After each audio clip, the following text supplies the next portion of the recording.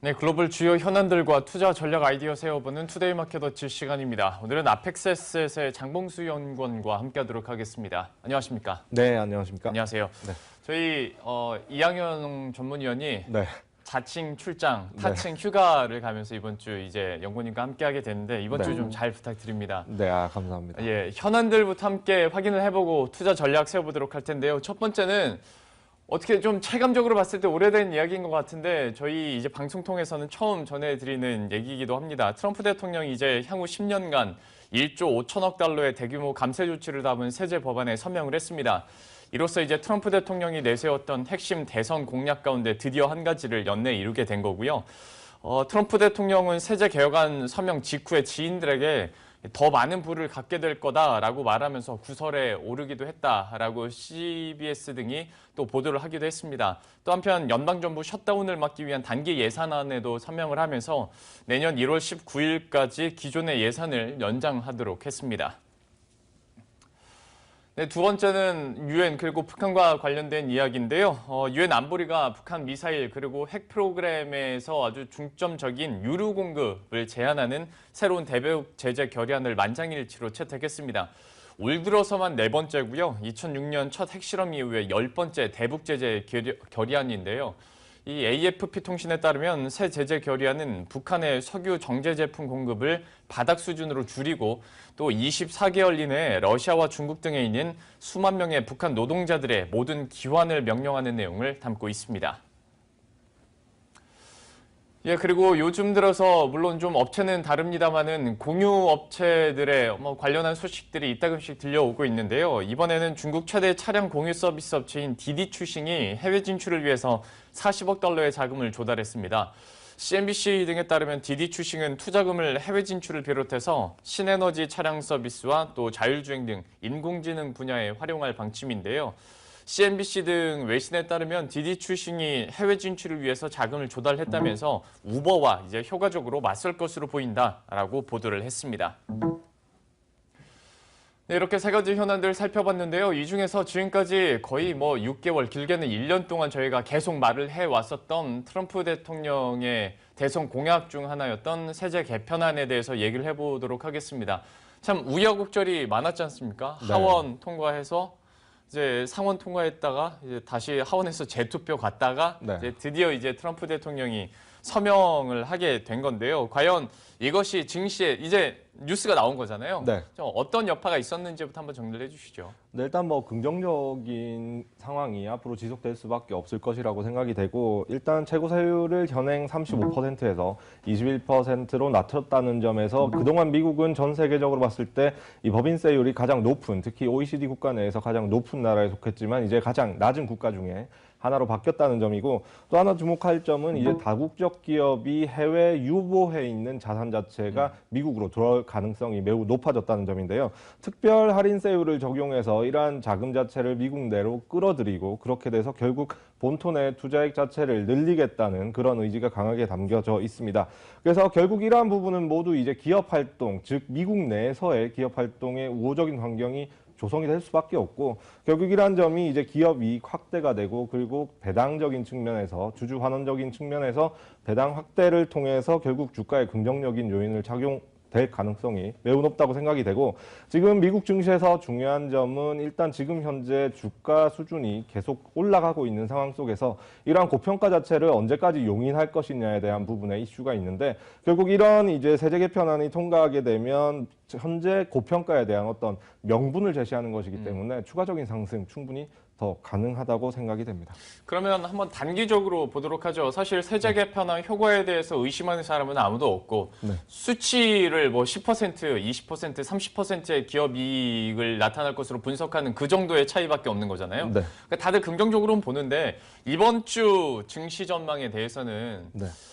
요즘 약간 세제 개편안보다는 개별 업종들이 더 잘 나가거나 1월 대형 이벤트 앞두고 이제 헬스케어가 또 뉴욕 증시에서 주도를 하는 때도 있고 하다 네. 보니 이번 주 증시는 그럼 우리가 어떻게 예측해 볼 수 있을까요? 예, 일단 지난주에는 어느 정도 소강 상태로 예. 마감이 되었는데, 지금 현재 중요한 점은 지난주에 마감이 어떤 소강 상태였다는 점보다는 전체적인 지수 차트 흐름을 보시면 아시듯이 전체적인 추이는 계속 치고 올라가는 그런 추이가 지속이 되고 있다는 점이 가장 중요한 점이고 연속적으로 사상 최고치를 계속 경신하고 있다는 점이 핵심이라고 보여집니다. 그래서 재료 소멸적인 관점, 즉 세제 개편안이 이제 적용이 된 내년부터 적용이 되게 되는데요. 이러한 부분이 그동안 6개월 이상 끌고 왔던 증시였던 이 재료로서 이슈로서 작용해왔다는 점을 봤을 때 이제는 이런 부분이 재료 소멸적인 측면에서 이제 좀 더 사그라들지 않을까라는 생각을 할 수도 있지만 저는 개인적으로 이것이 재료 소멸적인 관점보다는 이걸 기반으로 해서 이제 본격적인 기업의 이익이 확대되기 시작하는 시점이다. 이제 스타트하는 시점이다라는 관점이 제 관점이고 그럼에 따라서 앞서서도 말씀드렸듯이 이제 고밸류를 용인할 수 있는 하나의 명분화될 수 있다는 점. 그렇게 해서 결국 이렇게 해서 기업의 실적이 늘어나고 주주 환원 정책이 활발하게 되면 또다시 증시가 한 번 더 상승할 수 있는 탄력적인 요인으로 작용할 가능성이 매우 높다고 생각이 되고 그렇기 때문에 추가 상승에 좀 더 무게를 둘 수 있는데 그럼 과연 어떤 섹터를 좀 중심으로 미국 증시를 봐야 될까라는 점을 봤을 때는 결국은 이런 기업의 어떤 이익 확대, 주주 환원 정책적인 부분에서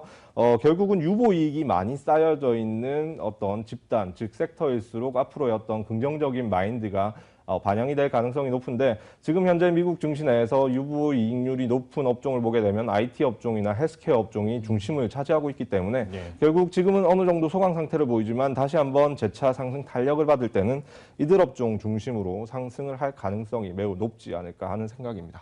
해외 증시, 뉴욕 증시에 대한 증시 전망을 해봤는데 얘기 나온 김에 우리 시장도 잠깐 좀 여쭤볼게요. 네.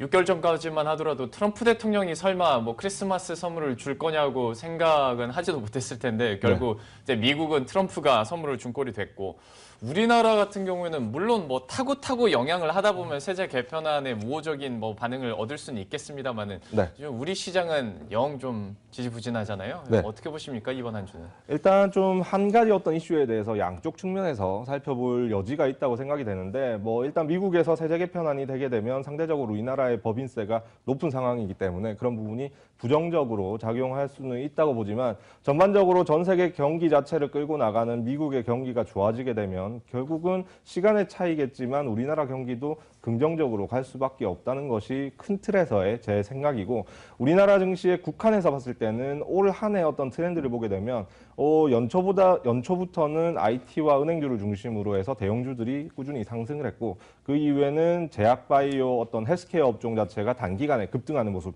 그리고 최근에 보면 이제 어떤 중소형주 위주 특히 개별주 위주의 급등 양상이 나타나고 있는 상황인데 이러한 추이를 봤을 때는 어떤 미국과는 별개로 우리 시장 나름대로의 어떤 그 컨셉을 잡고 가고 있는 것으로 판단이 되고 이제 곧 연초가 되는데 연초가 되게 되면 문재인 정부 2년차가 이제 집권 2년차가 나타나게 되고 결국 이러한 상황 속에서는 이제 정부 정책과 관련된 모멘텀이 있는 종목들 위주로 움직일 가능성이 높기 때문에 이 세제 개편안과 관련된 이슈를 국내 적용시키기보다는 국내 나름대로의 어떤 흐름을 쫓아가는 것이 우리나라 투자에서는 좀 더 필요한 자세가 아닐까 생각이 됩니다. 아무래도 또 1월에 정부 정책적인 모멘텀을 기대하고 있기 때문에 이 부분이 또 선반영 될 수 있을지 이번 주에 한번 기대를 해보도록 하겠습니다. 전반적으로 주요 현안들에 대한 골자 그리고 증시 전망에 대해서 함께 알아봤고요. 이번에는 투자 아이디어 한번 얻어보도록 할 텐데요. 오늘은 어떤 기업 내용인지 먼저 화면 통해서 함께 확인하고 오겠습니다.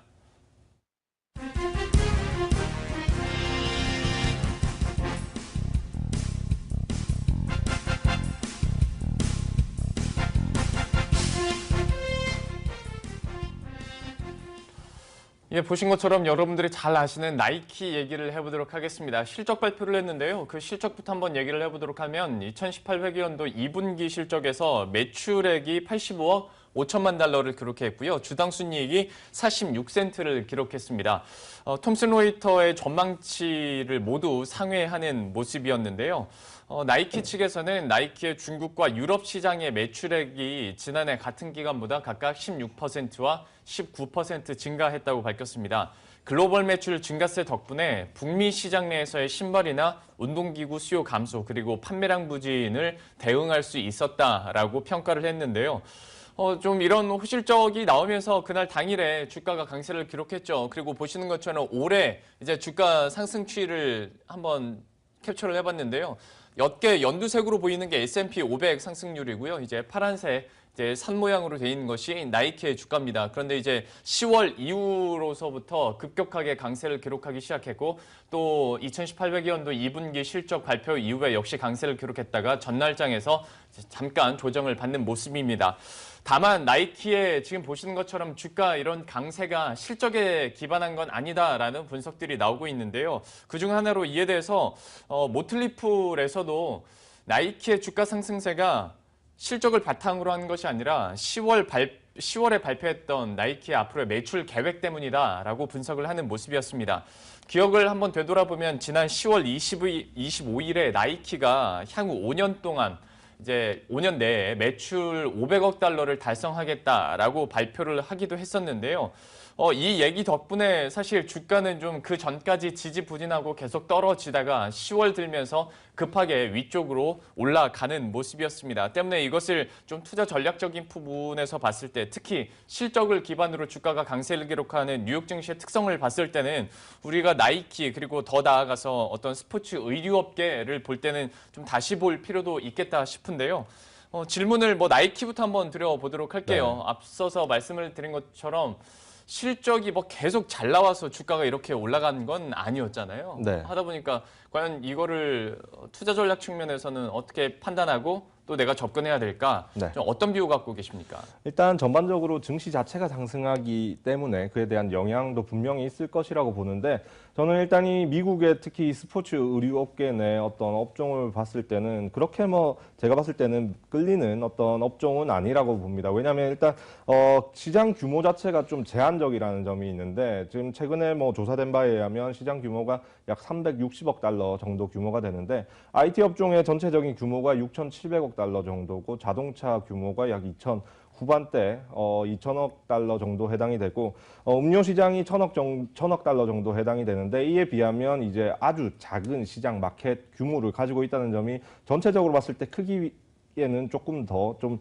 제한적인 요소를 가지고 있다고 보여지고 결국 이러한 시장이 커야만 기업들도 이익이 늘어날 수 있게 되는데 이러한 시장이 크기 위해서는 단 한 가지 가장 큰 이유가 필요합니다. 즉 인구수가 증가해야 되고 새로운 시장을 개척해야 되는 부분이 있는데 인구수 증가라는 부분이 직접적으로 바로 즉각적으로 나타나기는 힘든 부분이기 때문에 그런 부분이 좀 제약적으로 작용하고 있다는 부분이고 지금 현재 시장 규모는 적은데 비해서 시장 내에 참여하는 플레이어들을 봤을 때는 다 한몫하는 플레이어들이 차지를 하고 있습니다. 즉 나이키를 비롯해서 언더아머라든지 아디다스가 존재하게 되는데 결국 이런 제한된 시장 내에서 플레이어들 자체의 어떤 역량 자체가 매우 높기 때문에 이 구조 속에서 1등이 항상 존재할 수 있는 구조는 아니기 때문에 이런 영원한 1등이 되기 힘든 구조 속에서 서로 치열하게 각축전을 벌이는 상황이 지속되고 있다고 보여지고 결국 이러한 부분이 지속되게 되면 광고로 뭔가 추가적인 이익을 얻고자 하는 성향이 큰데 결국 미국 시장 내 어떤 마케팅 비용 증가적인 측면에서 봤을 때도 나이키가 지난 분기에 10% 정도 마케팅 비용을 증가했다는 점도 이런 부분을 바로 반영하는 것으로 보여집니다. 그래서 최근에 경쟁사인 아디다스가 이제 미국 시장 자체를 적극적으로 공략함에 따라서 그에 대한 영향 자체가 미국 자국의 나이키와 언더아머의 실적에 부정적으로 작용하고 있는 상황인데 이번 분기 실적 발표는 좋았지만 전반적인 추이를 봤을 때는 나이키 같은 경우는 지난 분기도 그랬지만 매출 증가 효과 자체가 7분기 만에 처음으로 이제 0%를 달성했고 영업이익률 자체도 마이너스 약 16% 정도. 언더아머 같은 경우는 방어 자체가 조금 더 안 되기 때문에 영업이익률 같은 경우는 마이너스 75% 정도로 이제 많은 하락을 보이고 있기 때문에 이런 부분을 좀 더 긍정적으로 끌고 가고자 하는 어떤 언론의 플레이는 알겠지만 조금 더 이런 부분을 객관적으로 봐야 될 필요가 있다고 보여지고 그에 따라서 나이키는 지금 현재 내실을 다지는 중입니다. 즉 허리띠를 졸라매고 기존의 어떤 영업망 자체를 효율을 극대화하는 방향으로 줄이고 있는 상황인데 최근에 2분기 실적 자체가 그래도 시장에서 예상했던 것보다는 잘 나왔기 때문에 이런 부분이 최소한 어느 정도 하반 경직성을 더 크게 보이면서 상승 추세를 전반적으로 유지해 나갈 수 있는 어떤 원인으로 작용할 수 있다고 생각이 되고 전반적으로 크게 봤을 때 이 업종 자체가 앞으로 더욱 부각되기 위해서는 새로운 시장이 결국은 창출이 되어야 하는데 그 새로운 시장이 어떻게 보면 최근에 어떤 스마트화 바람에 따라서 스마트 의류나 스마트 신발 같은 부분이 새롭게 형성이 되어야만 그 시장이 다시 확대가 되면서 매출폭 자체가 다시 커지는 시장이 형성될 수 있을 것 같습니다. 그렇기 때문에 그런 부분이 가시적으로 나타나기 전까지는 이러한 추세가 지속될 것으로 보여지기 때문에 나쁘지는 않지만 또 그렇다고 너무 긍정적이지도 않은 그런 상황이 좀 지속되지 않을까 하는 것이 개인적인 생각입니다. 예, 어떤 미국의 나이키를 비롯해서 스포츠 의류업계에 대해서 얘기를 해주셨는데요. 또 의류업 얘기가 나온 김에 우리나라로 이걸 한번 끌어 들여와서 사실 글쎄요 몇 년 전까지만 하더라도 의류 간간히 얘기는 했었는데 요즘에는 더 얘기를 안 하게 되는 것 같아요. 우리나라 의류업계에 대해서는 좀 어떻게 보십니까? 예, 이게 참 이제 안타까운 부분 중에 하나인데 실적을 기준으로 봤을 때 그다지 나쁜 것도 아니고 지금 환율 상황을 봤을 때 원화 강세가 지속이 되고 있기 때문에 내수주에 어느 정도 집중이 될 수 있는 환경 여건이 조성되어 있음에도 불구하고 의류주 같은 경우는 그렇게 크게 부각이 되지 못하는 상황이 지속이 되고 있습니다. 그래서 최근에 보게 되면 단기적인 이슈로 평창 롱패딩 열풍이 불면서 그에 대한 효과가 이 의류 섹터에 조금 단기적인 긍정적인 요소로 작용이 되긴 하지만 크게 봤을 때는 그 테마성 이슈로 인해서 이런 업종 자체가 전반적으로 어떻게 보면 생각의 전환, 어떤 그런 방식으로 패러다임에 전환되는 어떤 그 추이 정도의 어떤 변화를 보이기는 힘들다고 보여집니다. 그래서 결국은 이 섹터 자체도 전반적으로 성향 자체가 바뀌려면 실적 자체가 섹터 전반적으로 돌아서는 모습을 보여야 한다고 생각이 되는데 지금 이 섹터 내에서 보게 되면 LG 패션, 즉 LF를 제외하고는 실적이 그렇게 크게 돌아서는 모습을 보여지지 않고 있는 상황이기 때문에 조금 더 지켜봐야 한다고 생각하고 이런 부분이 주가에도 바로 드러나는 것이 LF만이 어떻게 보면 주가가 턴하고 있는 모습을 보여주고 있다는 점도 핵심이고 중요한 점은 이제 이 섹터 자체는 단기적인 이슈로 인해서 긍정적으로 보고 이런 추세가 지속될 것이라고 생각하기보다는 순환매적인 성격에서 좀 주기적으로 한 번씩 부각될 수 있을 만한 요소로 좀 그런 섹터로 좀 주목을 해야 하고 가능성은 존재하지만 아직까지는 좀 더 지켜봐야 될 시간이 필요하다라고 생각이 됩니다. 저희가 분석 기사를 나이키를 꼽다 보니까 의류업계 어쩔 수 없이 여쭤보긴 했는데 참 이렇게 쥐어짜듯이 설명을 해주셨어요. 현재 우리나라에서 우리 업계는 좀 힘들 것 같습니다. 투자적인 측면에서요. 앞으로도 한번 의류업계는 또 기회가 될 때마다 이슈가 있으면 한번 전해드리도록 하겠고요. 지금까지 아펙스 에셋의 장봉수 연구원과 함께했습니다. 고맙습니다.